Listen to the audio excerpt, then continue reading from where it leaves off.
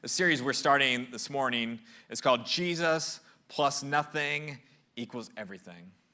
Jesus plus nothing equals everything. And the first service, I had a lot of people just nod immediately, like, yes, that's right.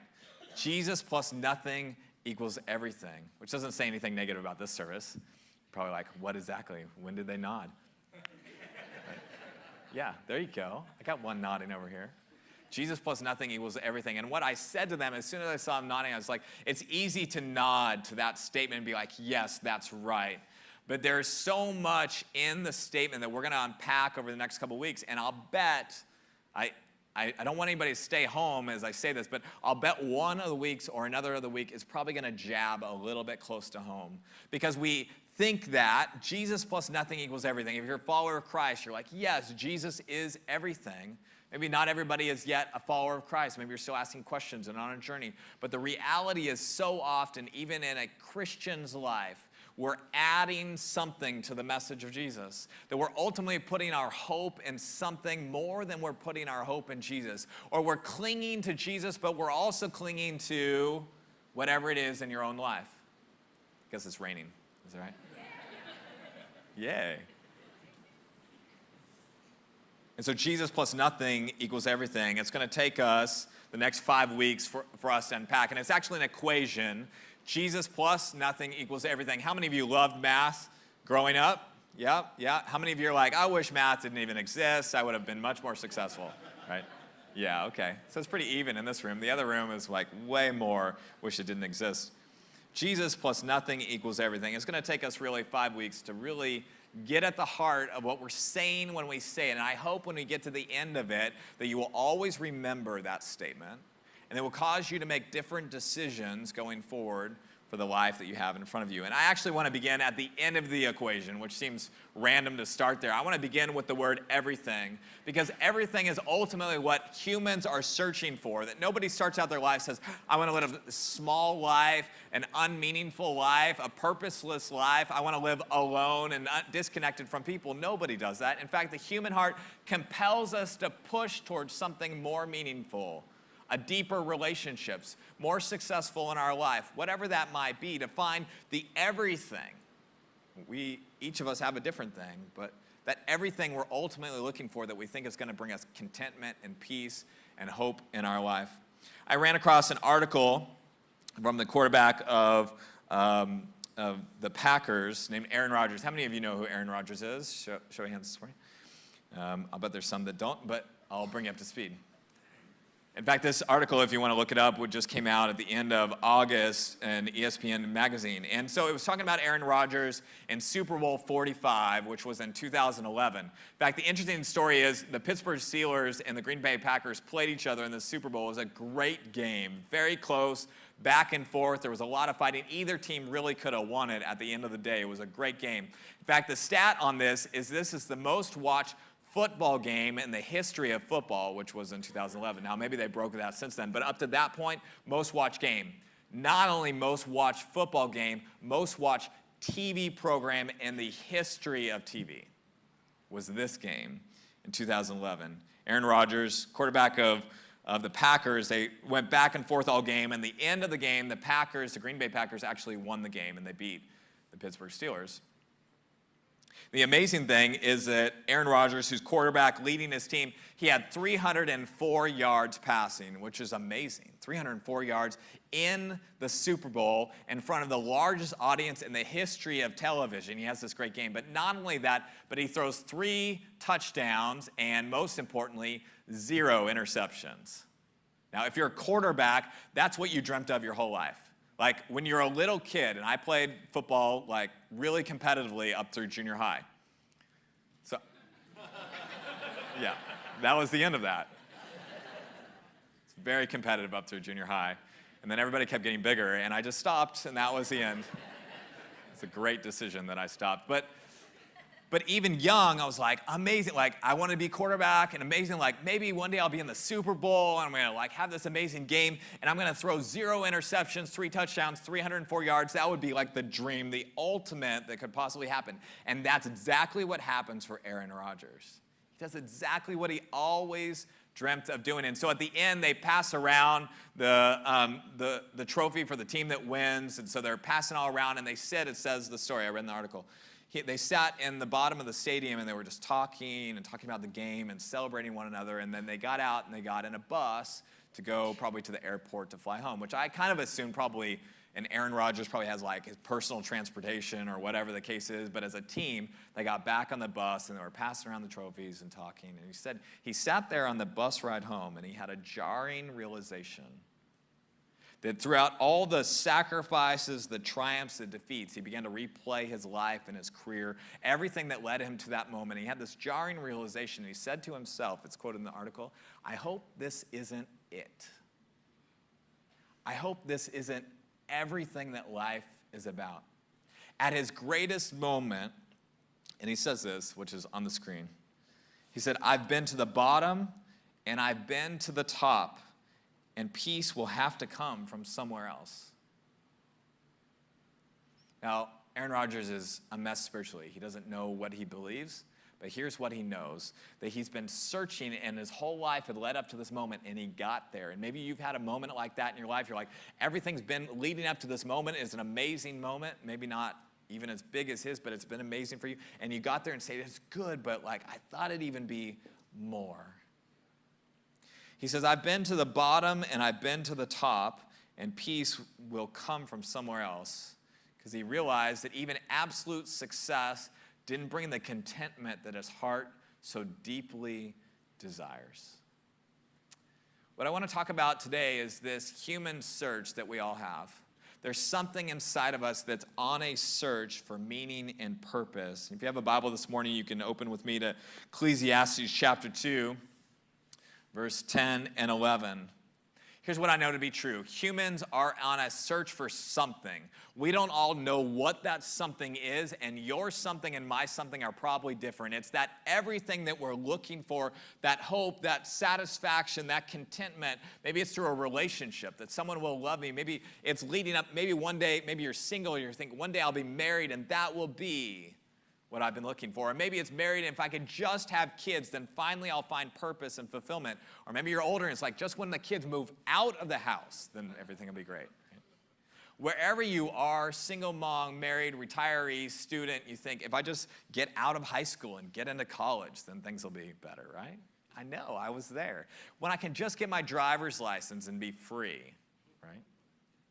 That'll be it. And we just keep going and going on this search to find what will fulfill the desires in our heart. How do I know that? We did a search of Amazon. How many of you use Amazon? Doing a lot of hands this morning. A lot of you use Amazon. So they sell books, right? They sell a lot of other things, but I searched books, and I searched this topic, how to be happy, on Amazon. How many books do you think Amazon sells on how to be happy? 812. Man, that was a very specific guess. But wrong. This is how many books? Books literally written on the subject of how to be happy. 16,741 books are available this week for you to buy on Amazon on how to be happy.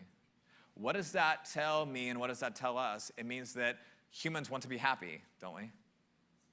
And that we're searching to figure out how to be happy, how to find contentment, how to find meaning and purpose in our life. And we should look for that. We don't ever want to strive for a meaningless existence, like a purposeless existence. We don't have any close relationships. We don't want that. That's in the human heart to want that. I'm going to talk about where it comes from today.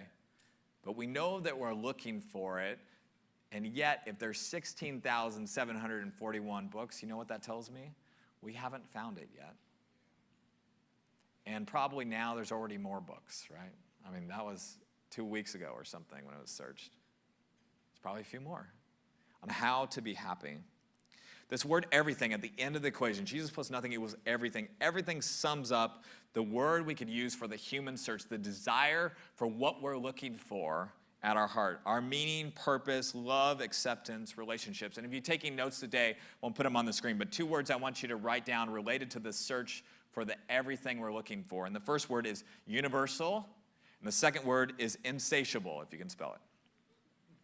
universal and insatiable. What does it mean that our search is universal? It means every person in every time throughout history, in every culture, language, has been on the exact same search that you're on, looking for meaning and purpose in every place and every time. And it's not just to those who are poor, it's also to those who are rich. It's not just to those who are sick, hoping to be healthy. It's also those who are healthy, just trying to be more healthy, thinking that that's going to fulfill them at the end of the day. It's not just to the young looking to the next step. It's to the old as well. It's universal. Everyone, everywhere, searching for the same thing, and yet searching for it in totally different ways, aren't we? I mean, there may be commonality in this room of commonality. Maybe there's 10% that are searching generally for it in this way, thinking meaning's going to happen through pleasure or the accumulation of things or through a specific relationship, a person, or through success and achievement or whatever it might be. There may be commonalities, and yet the specifics of how you're searching and I'm searching are different, and yet we're all searching and looking and hoping. In fact, my guess is the fact that you're here at church shows me that there's a desire inside of you to live for something that means something, right? To figure out what, if there is a God, who is he, and how does that interact with my life, and how might that change the rest of my future? So we start with universal. The search is universal. In fact, there's no person ever born that's not been searching and looking for purpose and meaning, and it's insatiable. It's like our normal daily rhythm of eating. Like this morning, I ate something for breakfast. So my hope would be maybe that could cover me through the day. But you know what? When lunch comes around, you know what's going to happen? I'm going to find something to eat, right? And you know what? Lunch, when it passes and it gets to dinner time, you know what I'm going to do? I'm going to do the same thing I did the first 2 times a day. I'm going to eat something. And then the next day, you know what I'm going to do? I'm going to get up and find something to eat at breakfast time. That is insatiable. It doesn't matter how much I eat, I'm going to still keep desiring. It's like having a bucket to carry water with a hole in the bottom of it. I can fill it full of water, but it's all going to come out at the end, that I'm going to have to keep filling it full of water if I have any hopes to look inside of a bucket with any water in it. It's insatiable, the search we're on. And many of us, and we live in the most affluent, probably nation in the world, and probably the most time in the history of the world, the most affluent people, and yet we are deeply lacking in finding what we're looking for, aren't we? I mean, we're deeply in despair as a people because we haven't quite reached what we thought would do it. Maybe we thought if we had be able to, you think of other people even around the world who don't have every meal to eat. Maybe if they could just have every meal to eat, then they'll find that happiness. Well, it's better than not having food, but it doesn't fill the hole that's inside of us. And you and I, here this morning, if we had enough time and enough honesty, we could all find something in our hearts that's restless, searching, even inside us. Some of you are followers of Christ. We're not immune. I can look inside my heart and find a restlessness and a searching, even as I've pursued Jesus, that's been fulfilled, and I'm less restless than I was yesterday, and hopefully less restless yesterday than I was the day before, and the year before, and the decade before, right? That God's got me in a journey, and yet we're not immune if you're a follower of Christ. If you're here and you're just asking questions about spirituality and trying to figure out how God relates to you, I get that. You're restless too. We're all restless, looking for where we can find our hope. That's what brings us to this moment in the life of Solomon, Ecclesiastes chapter 2. Solomon's the son of David. So King David was a man after God's heart. In fact, God called him a man after his own heart. He cared about what God cared about. He was quick to repent of sin. He always kept trying to keep his life in the direction that God had for him. David made many mistakes, but he made many great choices to pursue God with his life. Incredible choices to make God his highest hope and his deepest desire. And he had this son named Solomon. Solomon's probably what we consider one of our understanding, one of the wisest men that's ever lived. In fact, we have stories where he helps deal with disputes between mothers who are, one mother's baby died and the other mother's baby lives, but they're trying to disputing, maybe that's, you stole my baby, and there's all this connection, and he helps walk them through it, through the wisdom that God gives to him. And so he's incredibly wise, but not just wise, he's incredibly rich In fact, in terms of wealth, maybe a top 10 in the history of all mankind, maybe Solomon makes that list of top 10 most wealthy men or person to ever live.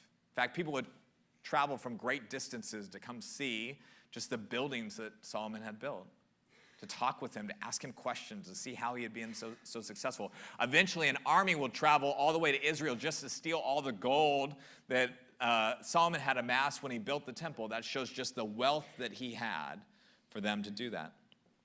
And so we say of Solomon, as a king who had no checks on his power, who could do anything he wanted to do, he ultimately had it all. He had power, he had success, he had pleasures we're going to talk about in the scripture this morning. He had accumulated so many things. He was wise. He had it all. And yet he writes this incredibly complicated book in the Bible called Ecclesiastes, right in the middle of the Old Testament, where he begins to say, you know what?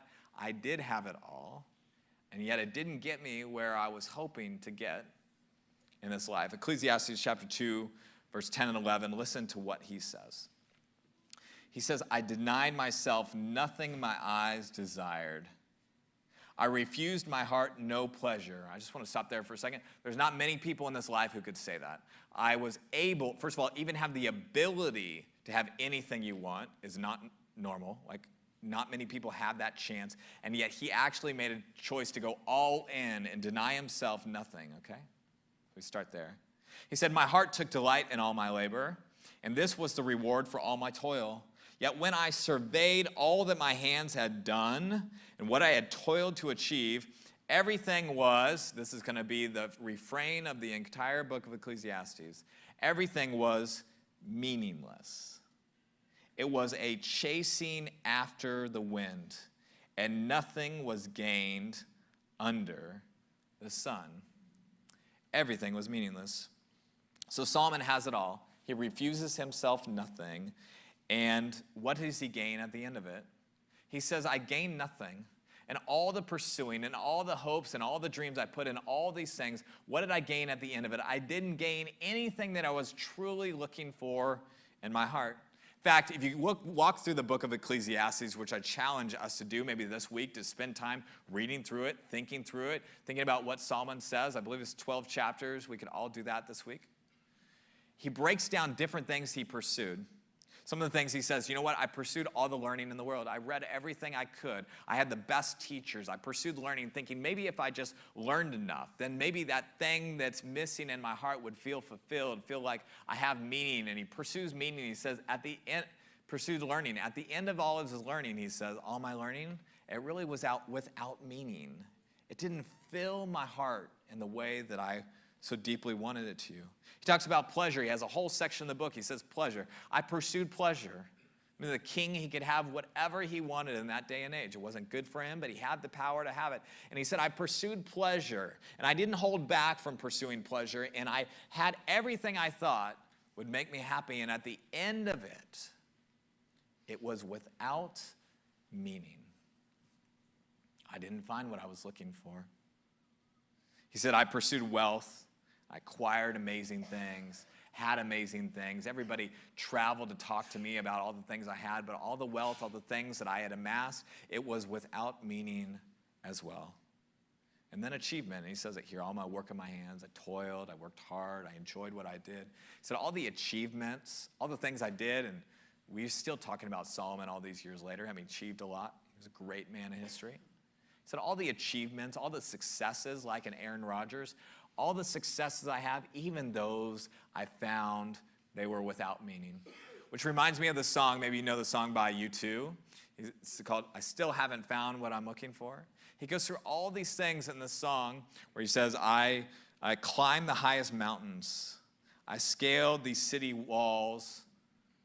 He said, but I still haven't found what I'm looking for. I think that's Solomon's song. I think U2 just quoted him and made a lot of money doing it. Because we all can identify in some way with the heart of the song. And so he says everything was meaningless. It was without fulfillment, without, we'll use the word satisfaction. That all that I had, it never really satisfied. I can think of my family I shared last week. I have some addiction and some sides, wings of my family, not my direct siblings, but in other distant siblings, some addiction issues. And I've always heard, every time I've talked to them, it's like, that was the last time. Like, or they'd say, just one more time. It was just the last time. I just wanted one more time. Thought that would finally fulfill, that it would be a period on the addiction, just one more time, but it never is. Unless God changes a heart, it never is. Or people think, if I could just get one more promotion at work, or I can finally just own a house rather than rent an apartment, if I could just have one more child rather than the child that I have or couldn't have, or if I could just be married one day, and I'm not married, right? If I can just finally retire from work and stop working at this workplace, then finally I'm going to find the meaning and the joy that I'm looking for. And Solomon will say a really tough thing to all of us who have ever had that thought. And we all have. He says a really tough thing. You're not going to find what you're looking for through those things. That everything you're searching for, if you search for it the wrong way, it's going to be like a chasing after the wind. How many of you ever had like just a young cat, like a kitty, right? At some point in your life? Like cats, as they get older, they don't do dumb things as much, but kitty cats, right? Little baby ones, they'll literally chase the wind. And I can't think of many other things that'll do that, but they chase the wind and they sort of hop at it, or a noise or whatever they can find. They'll just jump, startle. It's like a chasing after wind. And they never find it, right? And so they get older, and you know what they stop doing? They stop chasing the wind as much. They'll like look around, like that's a weird noise, but then they'll go back to sleep. And hopefully life will do that to all of us. But Solomon will say to all of us, and I hope you put yourself in the story because I think we're all in it. That search that's inside of your heart and inside of my heart, you know what? If we go looking in the wrong places, it's going to be like chasing wind, right? We're going to keep chasing, like maybe it's right there. Maybe it's right there. And we'll never find it, and we'll never be able to grasp it because it's not there. It's not in those things. It's like with my kids, when they see a rainbow, they're like, early on, especially when we were talking about rainbows with Levi when he was little, he's like, hey, let's try to get to the end of the rainbow. Like, explaining all about rainbows, like, you can never get to the end of the rainbow. What do you mean you can't get to the end of the rainbow? I see it right there. We'll just drive over there. Like, when you drive over there, it's going to be further over there. It's like light refracting. I know it's very complicated, but we can't get to the end of the rainbow. And no, there's no pot of gold there either, right? There's nothing there. And yet life and culture and the human heart will deceive itself into believing that if I just do this, then I will feel. And it's a huge letdown. And I think that's why Aaron Rodgers, probably before he won the Super Bowl, believed if I could just have that success thing, if I could just do what I've been working for my whole life, then when I get there, I'm going to feel like I arrived. And he got there and he goes, hey, this was good. It was bad, but it wasn't what I thought it was going to be. It didn't fulfill me the way that I imagined it would. I don't know if I would have worked that whole time. And he said to himself, I hope this isn't it. I hope this isn't it at the end of the story. A chasing after the wind. And he says nothing was gained. And that's true for all of us, this chase, this search that we're on to find meaning. Now, there's been a lot of philosophers, a lot of theologians, and the Bible is going to deal with this so many times, time after time after time, as it points out the things that people do that were so foolish to try to find fulfillment and purpose in their life. And that's why most people do the things they do that are foolish, because they think that's going to solve it, that's going to fix it, that's going to bring the joy that they're looking for. So philosophers and theologians all throughout time have spent a great deal of time talking about this and what it means and why it exists. And ultimately, the theologians that we look to that are what I believe to be the ones pointing us in the right direction will say, you know what, this search, this thing that's in the human heart, it actually points us back to God. It actually points us to our Creator. It says something about ourselves, that we all have that common search inside of us that says there's someone beyond this life that it's really all about. In fact, C.S. Lewis, great philosopher and theologian, said, if I find in myself a desire which no experience in this world can satisfy, the most probable explanation is that I was made for another world. Now, C.S. Lewis didn't always believe in Jesus. He didn't always believe in God. In fact, he had to be almost convinced, and God had to do a great work in his life for him ever to believe. But he said, you know what, honestly, just as a philosopher, if there's a thing like a tugging in my heart that I just kind of can't find satisfaction in my life, how do I answer the reason for that? Where does that even come from? And he says, if I find that desire and the world can't satisfy it, then what does it say? It says that I was made, most probable explanation is that I was made for another world, somewhere beyond this world. In fact, what does Solomon say? Maybe you heard it. He says, in all the things that I did in this life, it was a chasing after the wind, nothing was gained. And then he uses a 3-word phrase that goes throughout Ecclesiastes. He says, under the sun. So nothing was gained under the sun, meaning he looked around in this life and everything that there is in this life under the sun. And he said, I just didn't find it. It's not there. I had a chance to acquire everything that I possibly could, and I couldn't find it. What the Bible will say, and why this is so important here today to hear this, what the Bible will say, it's not going to be found under the sun. It's ultimately going to be found over the sun. It's going to be the one who created the sun. It's the one who holds the whole universe in his hands. He's the only one who can help fill the gap in our hearts that exists. He's the one that created the sun. But we are searching and looking, we're going to talk more about that next week, looking for all these things under the sun to fulfill us, and they come up short because it was never meant for things under the sun to fulfill the gap in our heart. Only God can do it. In John 4, there's a story of a woman at a well in Samaria, and maybe you've heard the story, maybe you haven't. I'll try to summarize it so everybody understands what's happening. Jesus is traveling from town to town, speaking to people, ministering to people. He's healing the sick. He's casting out demons. All these things, amazing things are happening. He's teaching, and when people hear him teach, they say, it's not like you're not just quoting people, not just saying this person taught. You're speaking with the authority, like you have the authority to say what you're saying. They're like, we've got to listen to the words that you speak. And he has these huge crowds. They're gathering for a lot of reasons. He's feeding people who don't have food to eat, right? Thousands upon people. So this is what Jesus is doing. And in John 4, he's traveling some distance in Israel, and he's going from, I think it's about 15, 20-mile journey or more, and he decides to go through the land of Samaria, which is right in the middle of present-day Israel, and yet the Samaritans and the Israelites, they didn't get along. It's a racial divide, a theological divide. There's a distrust for one another that goes back really hundreds, if not thousands of years, where they didn't relate to one another. And so he decides, unlike rabbis of his day, which Jesus always does, to go through Samaria. And he goes to this well, and it says they've been walking a long distance. They weren't in a car. It wasn't like a bus ride up to the place they were going. They're walking all the way, which would have taken a great deal of time. And he stops in Samaria. He stops at a well. And it says in the story that he's tired and he's thirsty, and he sits down at this well around noon. Now, the women and other people come out to get their water for the day, and they've got all their buckets and how they're going to carry the water. By the way, aren't you glad we don't have to do that? That is crazy, the difference how the world is.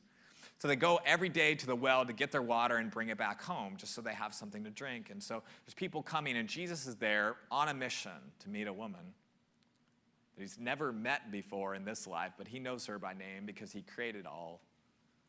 And he's there at the well, and she comes to the well, and she's coming to get water like she does every single day. And she's there, and he says, hey, can you get me a drink of water? Which seems kind of, surprising. She's probably like, can't you get it yourself? Like, why do you need me to get water? I got my own stuff to do. And by the way, she says, I'm a woman, you're a man. We shouldn't be talking like this in public. And number 2, you're a Jew, and I'm a Samaritan. We really shouldn't be talking. And he says to her, if you knew who I was, you would actually ask me to get water for you, which is getting weirder because Jesus always takes things in a place you don't expect to teach you something you didn't know that you needed to learn. And he says to her, if you knew who I am, you would have asked me to get you something to drink. And she just practically says, look, that's a deep well, and you don't even have anything to get water out with. I don't really understand what you're talking about. And he says here in John chapter 4, this incredible moment where he begins to talk about this deeper subject. He says, everyone who drinks this water, he probably points at the well, everyone who drinks this water will be thirsty again. Isn't that a fact of life? You can drink water, but you can only go like 2 or 3 days without serious health problems without drinking. He said, if you drink this water, you'll be thirsty again. And it doesn't mean that is a bad thing in itself. He says, but I want to take you to something else. That, let me quote it again. Everyone who drinks this water will be thirsty again, but whoever drinks the water I give them will never thirst. Indeed, the water I give them will become in them a spring of water, welling up to eternal life. And Jesus looks at her and says, look, I know we all have insatiable needs that we can't ever satisfy in this life, like just the simplicity of drinking water or breathing air. It's not like if you take a deep breath that you can stop breathing. You have to breathe upon breathe upon breathe, drink water day after day after day, eat, right? Over and over and over again. He says, there's needs in this life, and they can't ever be totally satisfied. But he said, I want to talk to you about a water, and he calls it living water. Living water which will bring life to your life. And if you drink this water, the water, he says, that I'm going to give to you, then you'll never be thirsty again. I think it's like if Jesus came along to Solomon, and Solomon says, look at all the things I'm doing. I feel very hopeless. And Jesus says, yeah, of course. That stuff was never meant to satisfy you. Achieving, working hard, those are good things, but they weren't meant to satisfy you. And Jesus would have said, Solomon, you could trade it all in. You could trade it all in, and if you had nothing but you had me, you would have everything. Everything you need and more. And you would never be thirsty again. And we're not talking just about drinking water. We're talking about that thirst that's in the human spirit to find what we're looking for, and we all have it. And Jesus says unequivocally, look, you think this could satisfy you, but it can't. And you won't even recognize it unless you get all of it you could possibly get. You're going to think if I just get one more promotion or one more good thing happens in my life, that maybe I just finally get my driver's license, finally go to college, finally get married, finally have kids, finally have the kids, finish school and be headed in the right direction. And like finally they move out, finally I retire, right? All those things you think just one more will get you there, but it won't. And I have this deep believing in my heart that's why so many famous people have committed suicide. It's because they actually get it all that they possibly ever dreamt of. And they got there, and there's deep despair when you actually get it all. Like the Kurt Cobains of a previous generation. Like if you grow up thinking, I want to play music and become incredibly famous. And then you grow up and you're successful beyond your wildest imagination. And you have it actually all like Solomon did, which is not like most of us. But you actually have it all. That's where the real despair sets in. And Jesus says, we've got to lay that stuff down. We can come to the one who can actually give us what our hearts most deeply need. And I may have said this already this morning, but if you're a follower of Christ, you are not immune from this issue. And I say that as one who's endeavored to follow Christ with my life in so many ways, always tried to do the right things and give myself to the right things and avoid the wrong things, right? I am restless too. Now, I'm not destroyed by my restlessness and my relationship with Jesus, but there's something inside of me that's restless that will never be completely fulfilled until I'm with Jesus face to face. And you know what the book of Revelation says? When we're actually with Jesus face to face one day, there'll be no more tears, no more heartache, no more restlessness, no more murder, no more hatred. All that will be wiped away, and finally, we will know exactly the way that it was meant to be from the very beginning. God alone, he wants to be our satisfaction for our life. 16 centuries ago, which is a long time, in 400 AD, there was a man named Augustine. We call him St. Augustine to this day. He was a bishop in an area of North Africa called Hippo, and he wrote an incredible book called Confessions.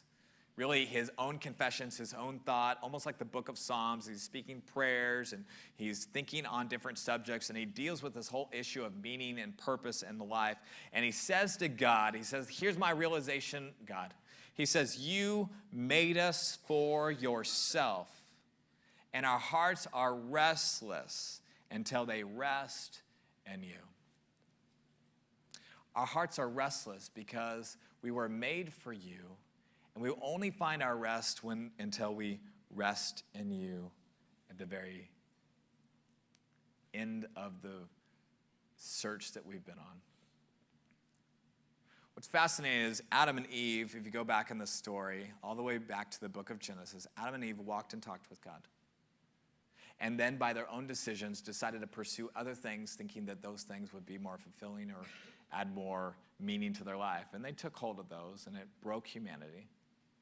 And there's something in the human heart almost planted like in our DNA to this day that we're searching to figure out how do we get back to the relationship with God that we had in the very beginning.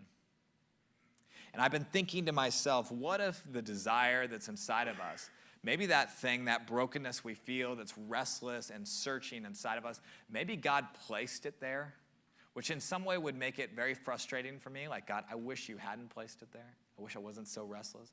But what if just God allowed us to be less restless and I just pursued the things of this life? Would I ever pursue God? I mean, what if I wasn't restless? Would I pray? Would I search? Would I try to find purpose? Would I try to figure out who God is? I think I probably wouldn't. I think I'd probably be like, look, I feel satisfied. My wife, my work, my home, I feel satisfied. I don't think I need anything more. What if God is the one that planted the desire in your heart for an incredibly good purpose? And that is that you would be reconciled with Father God, that you would have a relationship with him, that you could walk and talk with him and have a chance to be with him for eternity, that you'd have that restlessness, and that restlessness might drive you to himself. I think this is exactly what Solomon says in Ecclesiastes chapter 3, verse 11. And he says that God has set eternity in the human heart. In other words, he's saying there's something, a longing, a desire, a belief that there is more out there that's in the human heart that God placed there of his own choosing, so that, as Acts 17 will say, we might reach out and find him, though he is not far from each one of us. That God has put inside of you a desire to search and find the one who created all things. And so as I close the message today, I feel like I have good news and bad news. The bad news is that you're doomed to restlessness apart from God. I'm doomed to restlessness apart from God. The good news is God deeply wants to be our satisfaction.